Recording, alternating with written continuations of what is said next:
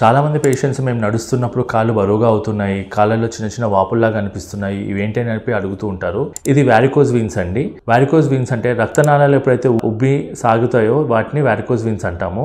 ఈ varicose veins రావడానికి ముఖ్యంగా ఎక్కువసేపు కూర్చోవడము, ఎక్కువసేపు నిల్చోవడము, ఊబకాయము, ప్రెగ్నెన్సీ, కొన్నిసార్లు వంశపారంపర్యంగా కూడా ఈ ప్రాబ్లం రావచ్చు.